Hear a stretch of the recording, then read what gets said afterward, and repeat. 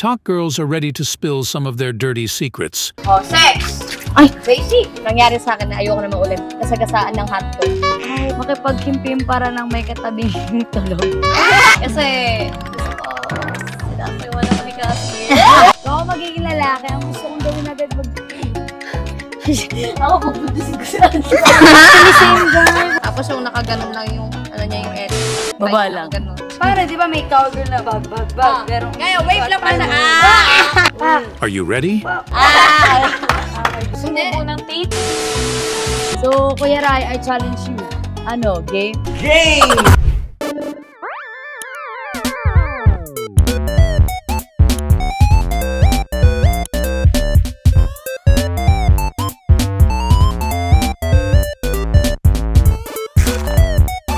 S7 season enders. Rewind.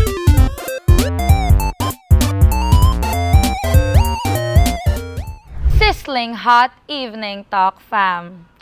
For today's video, papainitin namin ang mga gabi ninyo sa mga juicy questions na hinain ko para sa kanila. Magkakaalaman na ngayon kung sino nga ba ang naughty at kung sino ang nice. Anyways, talk girls, pasok!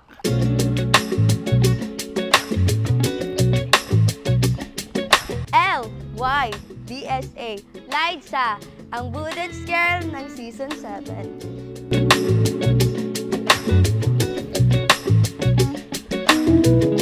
Yo, what's up guys? It's me Maria 555. Walang iba, alam nila.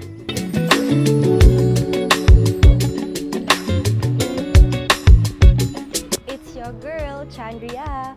Carbonara is the best, but your white sauce is the best.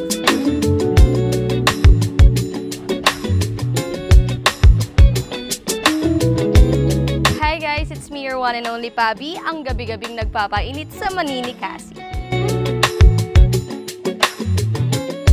Hi everyone, my name is Anya, your sexy masculine.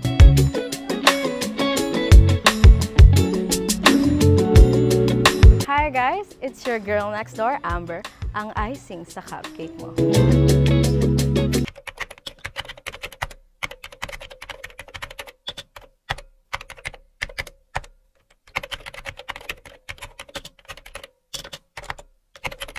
At yun na nga guys, kasama ko na ang mga Talk Season 7 babies. At ito ang tanong, ready na ba kayo para sa mga juicy and naughty questions? Yes! Ready na! I'm so ready for this.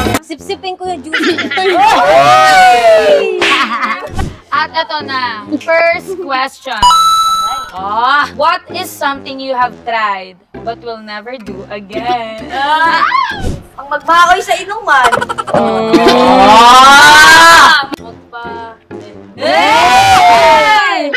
Magpaano? Magpakatama sa maling tao.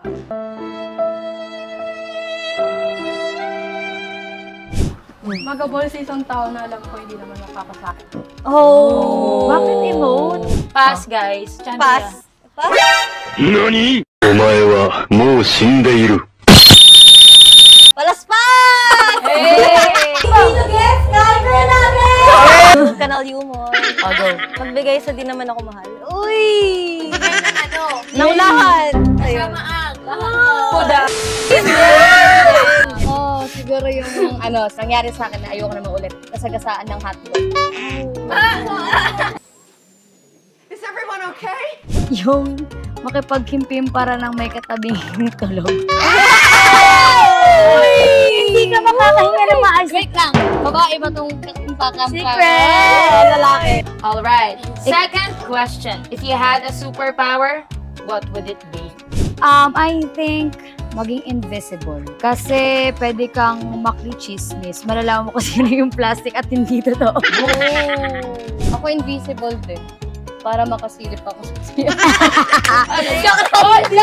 Sasama ko lang. Sa akin, teleportation. Kasi ano, every time pag kailangan niya ako, tapos malaya kami sa isa't isa, andyan lang agad. Same teleportation o kaya yung mabilis tumakbo. Kasi lagi akong late. Please, Kaya Robert. hindi na tayo late. Time travel. Kasi gusto ko ibalik yung dati. Oh! Mahal pa niya ako. Uy! Bakit di ka na niya mahal ngayon? Oh! Next question. What's more romantic? Cooking with someone or dancing with someone? As a dancer. Mas romantic, dancing with someone. Chill, tayo sa mayaw. Hawak mo.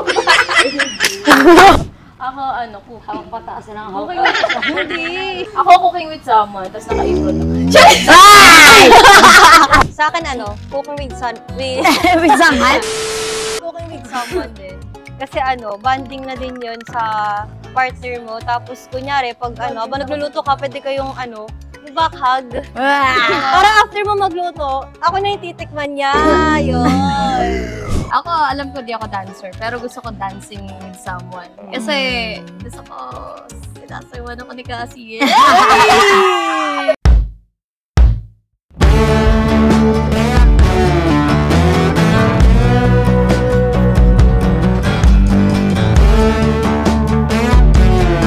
Dancing with someone. Kasi pag, di ba, nagsasayaw kayo, may chance kayong magtitigan, mag-moment. Bakit sa cooking, pwede naman Ala, magtitigan? maluto na yung, masunog na yung niluluto mo, nakatitig ka pa sa mahal mo, di ba ako dun? Tanungin natin si Gemma yung unang question. Ano Oo yung nga. nagawa na niyang ayaw na niyang Sumagot ulitin? ka naman. Huwag mong subukan. Masisira ang buhay mo. Sumubo ng tate? What would you do if you could be invisible for one day? Ang gagawin ko, practical ako eh. Kuha ako ng pera sa bangko, men. Kuha ako ng pera sa bangko. Tapos, syempre, di nila ako makikita eh. Sa akin, yung mga bawal pumasok, papasukin ko. Ay, gano'n. Yes. Uy, bawal pumasok dito ha. Hindi ganyan. Sa travel ako, tapos kung ano yung gusto ko puntahan, yun yung pupuntahan ko. Eh, paano kung invisible ka, tapos hindi, tumatagos ka, pati sa aeroplano, tumagos ka, nahulog ka. Pwede din. May pakpak ako sa likod, kaka-chicken ko araw-araw. That's what's poppin', and all that's poppin' in Popeyes. If you could be a man for just one day, what would you do? Baka magiging lalaki, ang gusto kong gawin agad Siyempre, ang tagal ko nang curious kung ano bang pakiramdam nila na pag naggaganon sila, talaga daw bang mga ligkig or eme lang. Ako pupuntisin ko sa Same guy. Nice. Sa akin din, buntisin ko si Cassie kasi ang tagal na niyang hiling sa akin, baby, gawan ko doon ng baby, kailan pa ito lalabasan?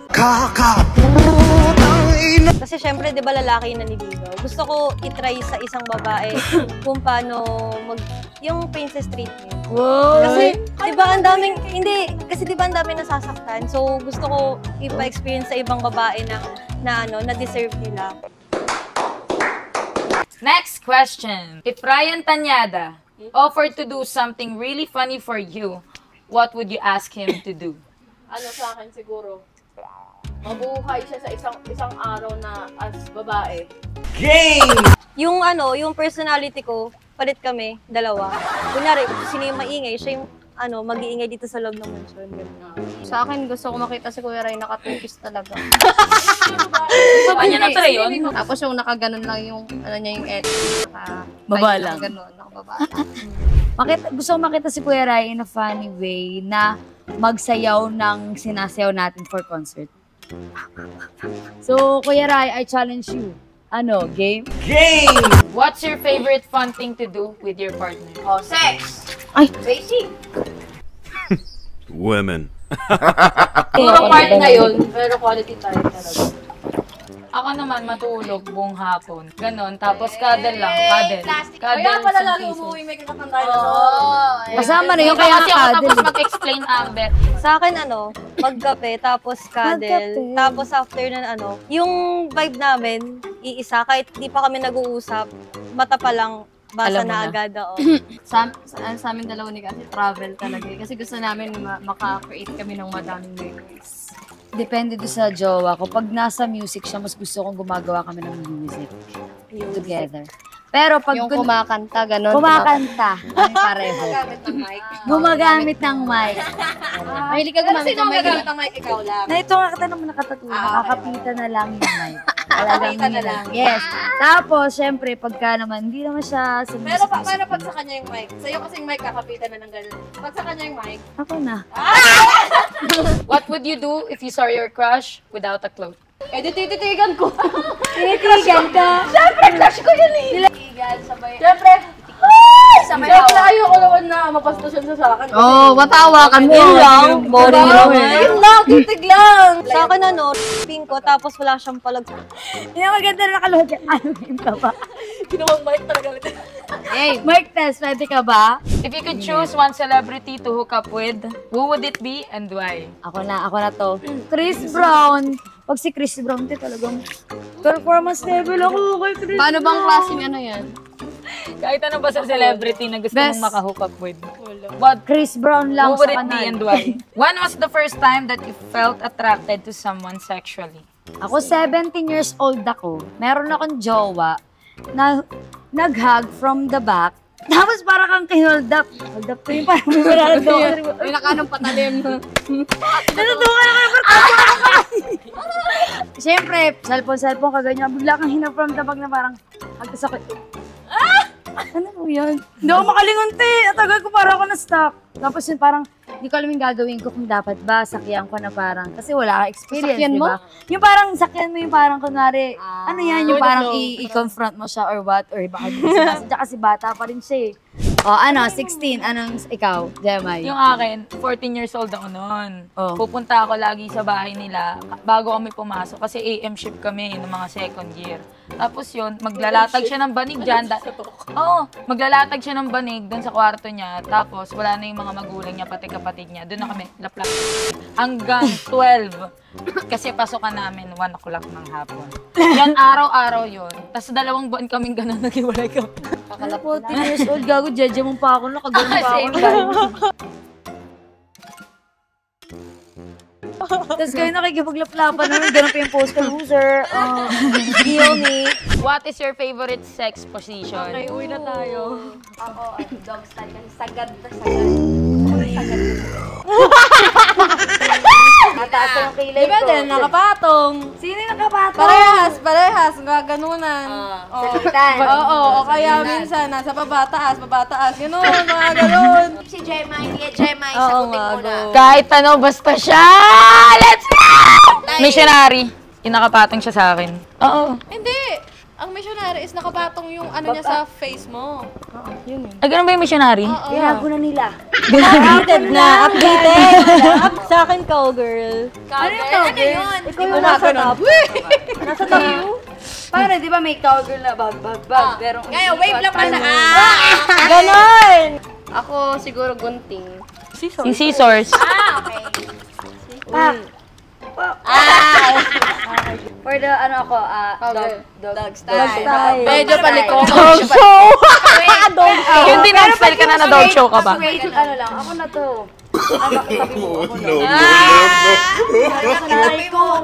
Yari ako sa nanay ko.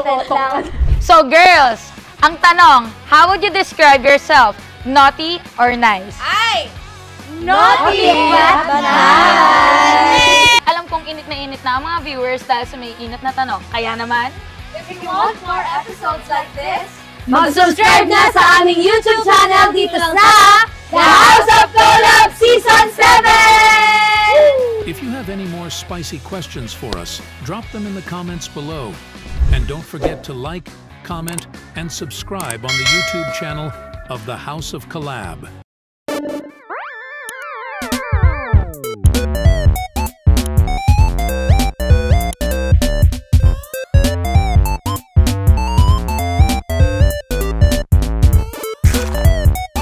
S7 Season Enders.